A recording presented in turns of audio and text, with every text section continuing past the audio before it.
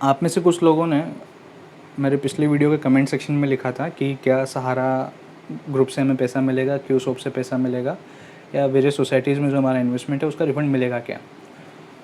इसी क्वेश्चन का आंसर देने के लिए मैं वीडियो बना रहा हूँ। वीडियो शुरू करने से पहले बता देता हूँ कि ये वीडियो थोड़ा लंबा रहेगा, 5-7 मिनट का वीडियो रहेगा, तो अगर आपको आंसर जानना है तो वीडियो पूरा देखना पड़ेगा। इस वीडियो में बेसिकली मैं 3 चीज़ें कवर करूँगा। पहली चीज़ कि PACL के निवेशकों को किस तरह से सेबी ने रिफ़ंड दिया। दूसरी चीज़ किस तरह से PACL और सहारा का रिफ़ंड रिलेटेड है। और तीसरी चीज़ कि सहारा का रिफ़ंड कब तक मिल जाएगा या किस चीज़ का इंतज़ार है रिफ़ंड के लिए। देखो, ये न्यूज़ आर्टिकल मनी कंट्रोल में 8 तारीख को पब्लिश हुआ। इस न्यूज़ आर्टिकल में बताया है कि किस तरह से सेबी ने PACL के 12 लाख लोगों को 429 करोड़ का रिफ़ंड दिया। इस आर्टिकल को थोड़ा डिटेल में समझते हैं। इस आर्टिकल को डिटेल में समझना ज़रूरी है, फिर हम उसको सहारा की स्टोरी से कंपेयर करेंगे और ये एनालिसिस करेंगे कि किस तरह से हमें सहारा का रिफ़ंड मिलेगा। तो PACL की कहानी शुरू होती है अगस्त 2014 से। अगस्त 2014 से पहले लगभग 18 सालों से PACL लोगों से पैसे जमा कर रहा था। इसने 18 सालों में 60,000 करोड़ जमा कर लिए थे। जो पैसा उसने जमा किया था ये agri and real estate business के नाम पर जमा किया था, जो एक तरह से इलीगल था।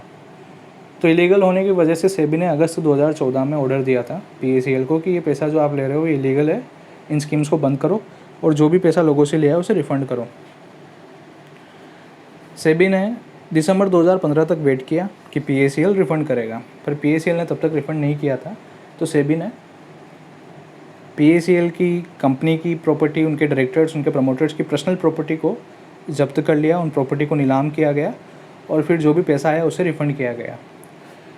PACL के केस में ये जो रिफ़ंड किया गया था ये ट्रांचेज में किया गया, टुकड़ों में किया गया। पहले उन लोगों को किया गया जिनका क्लेम अमाउंट 5,000 रुपये तक है, फिर 8,000 तक और फिर 10,000 तक। अभी जो रिसेंटली 8 तारीख को ये जो आर्टिकल पब्लिश हुआ है, अभी रिसेंटली 10,000 करोड़ तक क्लेम अमाउंट वालों को रिफ़ंड कर दिया है। देखो, PACL ने मार्केट से 60,000 करोड़ इकट्ठा किए थे और अभी तक केवल 429 करोड़ का रिफ़ंड हुआ है। तो आप समझ सकते हो कि कितना डिफरेंस है। PACL में इतना डिफरेंस इसलिए आया, अभी और रिफ़ंड होगा ऑफकोर्स।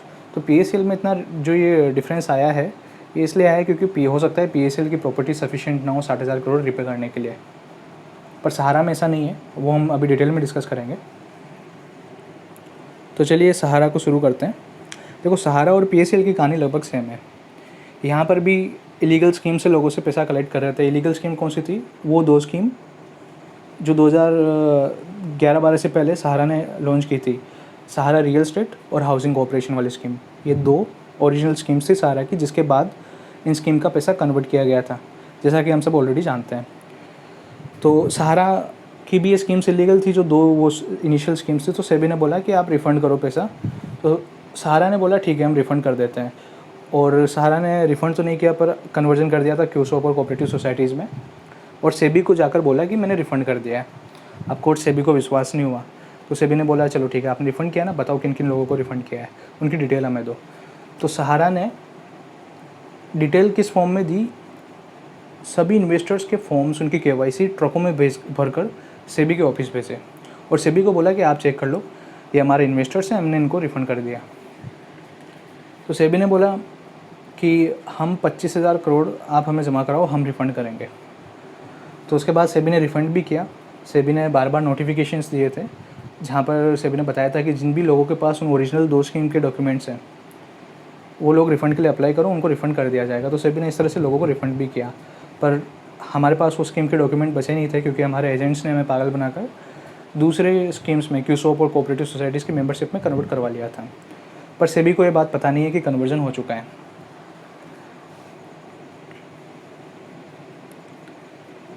तो अब किसका वेट है, या सेबी किसका इंतज़ार कर रहा है, रिफ़ंड क्यों नहीं दे रहा है, कब तक रिफ़ंड मिलेगा?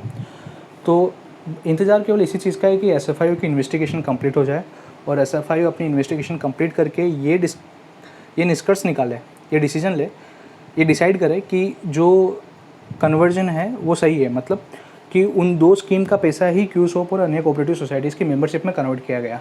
तो बेसिकली हमारा जो पैसा है उन 2 स्कीम के लिए गया है, तो हमें जो सहारा की प्रॉपर्टीज़ है या सेबी के पास 15,000 करोड़ प्लस इंटरेस्ट जो पड़ा हुआ है उसमें से हमें रिफ़ंड दिया जाए। तो हमें वेट है ओनली एसएफआईओ की इन्वेस्टिगेशन कंप्लीट होने का। अच्छा, वीडियो ख़त्म करने से पहले मैं आपको एक बात और बता देता हूँ। अगर आप लोगों के पैसे पीएसीएल या संजीवनी सोसाइटीज़ या फिर किसी भी पोंजी स्कीम में फंसा हुआ है और आप लोग मेरी मदद चाहते हैं तो आप कमेंट सेक्शन में लिख दीजिए।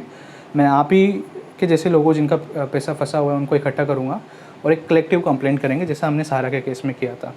तो उस केस में थोड़ा ज़्यादा प्रभाव पड़ेगा। तो बस आज के लिए इतना ही। धन्यवाद।